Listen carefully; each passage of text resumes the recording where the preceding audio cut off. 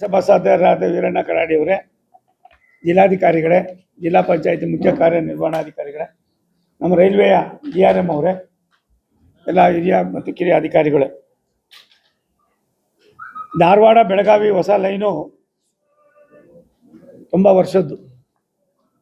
ದಿವಂಗತ ಸುರೇಶ್ ಅಂಗಡಿ ಅವರು ಇದನ್ನು ಮಾಡಬೇಕು ಅಂತ ರೈಲ್ವೆ ಮಂತ್ರಿಗಳಾಗಿ ಸಾಕಷ್ಟು ಆಸೆಯನ್ನು ಇಟ್ಕೊಂಡಂಥವ್ರು.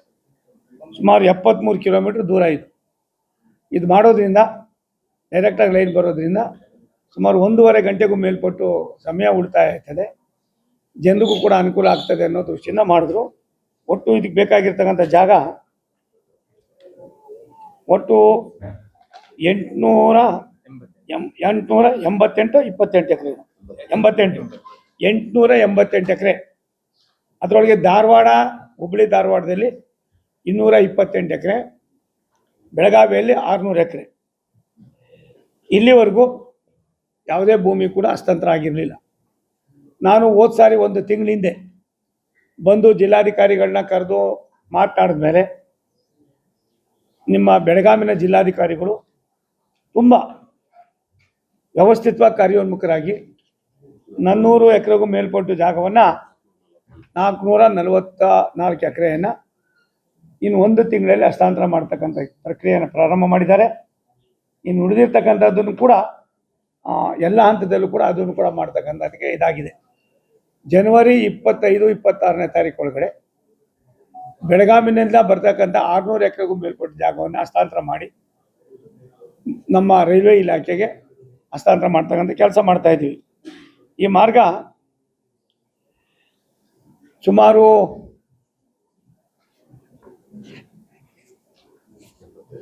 73 ಕಿಲೋಮೀಟ್ರ್ ಒಂದು ಕಡೆ ಆದರೆ, ಮತ್ತೊಂದು ಕಡೆ ನಮಗೆ ಟೈಮ್ ಉಳಿಯೋದಕ್ಕಿಂತ ಹೆಚ್ಚಾಗಿ ಸಾಮಾನ್ಯರಿಗೆ ಅನುಕೂಲ ಆಗ್ತಾಯಿತ್ತು.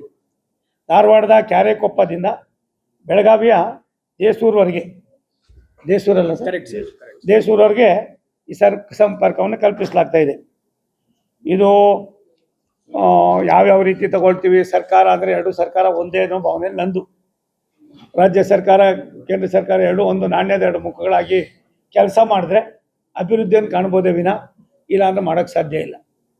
ನಾನು ಮುಕ್ತ ಕಂಠದಿಂದ ನಾನು ಬೆಳಗಾವಿನ ಜಿಲ್ಲಾಧಿಕಾರಿಗಳಿಗೆ ಇವತ್ತು ಅಭಿನಂದಿಸ್ತೀನಿ. ಕೇವಲ 1 ತಿಂಗಳಲ್ಲಿ ಸುಮಾರು 1.5 ವರ್ಷದ ಕೆಲಸವನ್ನು ಮಾಡಿದ್ದಾರೆ. ಇದನ್ನು ಪೂರ್ತಿ ಮಾಡತಕ್ಕಂಥ ಒಂದು ಭರವಸೆ ಅನ್ನೋದಕ್ಕಿಂತ ಹೆಚ್ಚಾಗಿ ಅವ್ರದ್ದೇ ಆದಂಥ ಸ್ಕೀಮನ್ನು ಇಟ್ಕೊಂಡಿದ್ದಾರೆ. ಅದು ಒಂದು ಕಡೆ.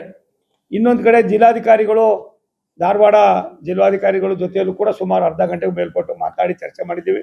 ನಾಳೆ ನಮ್ಮ ತಾಂತ್ರಿಕ ಕಮಿಟಿ ತಂಡ ಸನ್ಮಾನ್ಯ ನಮ್ಮ ಕಮರ್ಷಿಯಲ್ ಮ್ಯಾನೇಜರ್ ಜೊತೆಯಲ್ಲಿ ಮತ್ತು ಅದರ ಪೂರ್ತಿ ಇದನ್ನು ನಮ್ಮ DRM ಅವರು ಅದನ್ನು ಕೋಆರ್ಡಿನೇಟ್ ಮಾಡ್ತಾರೆ. ಆ ಕೋಆರ್ಡಿನೇಟ್ ಕರ್ನಾಟಕ ಅವ್ರು ಕೋಆರ್ಡಿನೇಟ್ ಮಾಡ್ತಾರೆ. ನಮ್ಮ chief engineer Sadharma, what is your good name? Sadharma ಅವರು ಇದರ ಹೊಣೆಯನ್ನು ಪೂರ್ತಿ ವಹಿಸಿದ್ದೀವಿ.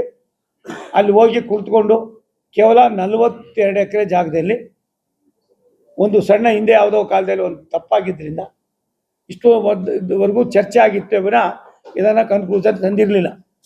ಇವತ್ತು ನಾವು ಮತ್ತು ಜಿಲ್ಲಾಧಿಕಾರಿಗಳು ಎಲ್ಲರೂ ಮಾತನಾಡಿ ಅಲ್ಲಿಯ ಜಿಲ್ಲಾ ಉಸ್ತುವಾರಿ ಮಂತ್ರಿಗಳಾದ ಸಂತೋಷ್ ಲಾಡ್ ಅವರ ಹತ್ರನೂ ಕೂಡ ದೂರವಾಣಿ ಮುಖೇನ ಮಾತನಾಡಿ ರಿಕ್ವೆಸ್ಟ್ ಮಾಡಿದ್ದೇನೆ. ಒಂದು 4-5 ದಿವಸದಲ್ಲಿ ಅದಕ್ಕೆಲ್ಲರೂ ರೈತರು ಕೂರಿಸಿ ಮಾತನಾಡಿ ಅದನ್ನು ಕೂಡ ಬಗೆಹರಿಸ್ತೀವಿ ಅಂತ ಮಾತನ್ನು ಹೇಳಿದ್ದಾರೆ. ನನಗೆ ತಿಳಿದ ಮಟ್ಟಿಗೆ ಸುಮಾರು 927 ಕೋಟಿ ರೂಪಾಯಿನ ಯೋಜನೆ ಏನಿದೆ ಎಕ್ಸಿಲೇಷನ್ ಆಗಿ ಆಯ್ತದೆ.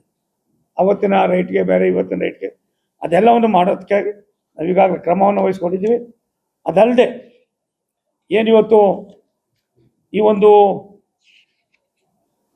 ಜಂಟಿ ಸರ್ವೆ ಆಗಿದೆ, ಬೌಂಡ್ರಿ ಫಿಕ್ಸ್ ಆಗಿದೆ, ಮತ್ತು ಎಲ್ಲಿಂದ ಎಷ್ಟು ಕಿಲೋಮೀಟ್ರ್ಗಳಿಗೆ ನಾವು ಒಂದೊಂದು ಸ್ಟೇಷನ್ ಮಾಡಬೇಕು ಅನ್ನೋದು ಕೂಡ ಈಗಾಗಲೇ ನಾವು ತೀರ್ಮಾನ ಮಾಡಿದ್ದೀವಿ.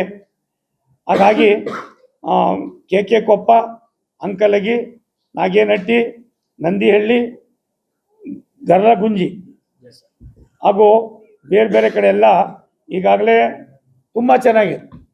ನಮ್ಮ ಜಿಲ್ಲಾಧಿಕಾರಿಗಳು ಮಾಡಿ ಜನರನ್ನು ಕೂಡ ಒಪ್ಪಿಸಿ ಇದೊಂದು ಒಳ್ಳೆಯ ಕೆಲಸ ಪ್ರಾಜೆಕ್ಟ್ ಮಾಡಿ ಅಂತ ಹೇಳಿದ್ದಾರೆ. ಇದನ್ನು ನಾವು ಮಾಡ್ತಾಯಿದ್ದೀವಿ.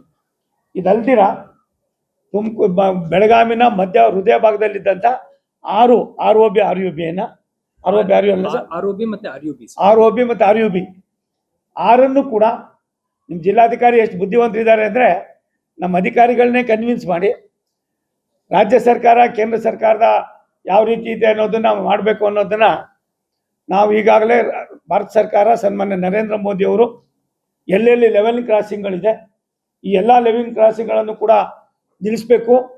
ರಾತ್ರಿ ಹೊತ್ತು ಅವರು ಪಾಳ್ಯ ಕೆಲಸ ಮಾಡಿ ತೊಂದರೆ ಆಗಿ ಸುಮಾರು ವರ್ಷದ ಈ ಕಾಯಿಲೆ ಏನಿದೆ ಇದನ್ನು ಬಗೆಹರಿಸಬೇಕು ಅಂತ ಅಂದ್ಬಿಟ್ಟು ಭಾರತ ಸರ್ಕಾರನೇ ಪೂರ್ತಿ ಅದರ ಜವಾಬ್ದಾರಿಯನ್ನು ವಹಿಸ್ಕೊಂಡು ಕೆಲಸ ಪ್ರಾರಂಭ ಮಾಡಿದ್ದೀವಿ. ಒಂದು ಹೆಜ್ಜೆ ಮುಂದೆ ಹೋಗಿ ಅಕ್ವಿಜೇಷನ್ನು ನಮಗೆ ಸೇರಿಸಿ ಎಸ್ಟಿಮೇಟ್ ಮಾಡಿಸಿರ್ತಕ್ಕಂಥ ಯಾವ್ದಾದ್ರು ಒಂದು ಉದಾಹರಣೆ ಇದ್ದರೆ ಅದು ಬೆಳಗಾವಿನ ಜಿಲ್ಲಾಧಿಕಾರಿಗಳೇ. ಹಾಗಾಗಿ ಯಾರೂ ಕೂಡ ಈಗಾಗಲೇ ಕೆಲವು ಇದು ಬೋರ್ಡ್ಗೆ ಹೋಗಿ ಸಾಂಕ್ಷನ್ ಆಗಿ ಬಂದಿದೆ, ಇನ್ನು 1-2 ನಮ್ಗೆ ಸಾಂಕ್ಷನ್ ಆಗಬೇಕಾಗಿದೆ, ಅದು ಕೂಡ ಮಾಡಿ ಇವನ್ನು ಕೂಡ ನಾವು ನಿಗದಿತ ಟೈಮ್ನಲ್ಲೇ ಮಾಡ್ತಕ್ಕಂಥದ್ದಕ್ಕೆ ನಾವು ಈಗಾಗಲೇ ತೀರ್ಮಾನ ಮಾಡಿದ್ದೀವಿ. ಇದೊಂದು ಸುಮಾರು ವರ್ಷದ ಬೆಳಗಾವಿಗೆ ಸನ್ಮಾನ್ಯ ನರೇಂದ್ರ ಮೋದಿಯವರು ಕೊಟ್ಟಿರ್ತಕ್ಕಂಥ ಒಂದು ದೊಡ್ಡ ಕೊಡುಗೆ ಅಲ್ವೇಂದ್ರೆ ಹಿರಣ್ಣ ಕನ್ನಡಿಯವರೇ. ಏಕಕಾಲದಲ್ಲಿ ಈ 6 ತೆಗೆದುಕೊಳ್ಳೋ ಜೊತೆಗೆ ಹಿರಣ್ಣ ಅವ್ರು ಹೇಳ್ತಾ ಇದ್ರು ಬೇರೆ ಬೇರೆ ತಾಲೂಕುಗಳಲ್ಲಿ ಕೆಲವು ಇದೆ ಅದನ್ನು ಸೇರಿಸಿ ಅಂತ, ಅದಕ್ಕೂ ಕೂಡ ನಾನು ಅಧಿಕಾರಿಗಳಿಗೆ ಸೂಚನೆ ಕೊಟ್ಟಿದ್ದೇನೆ.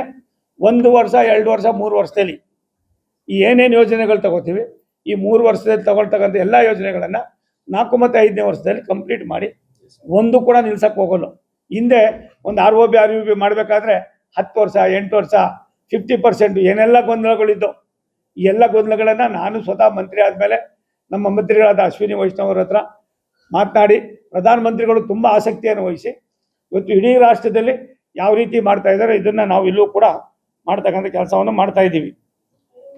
ಇವತ್ತು ಅದಲ್ದಿರ ನಾವೇನು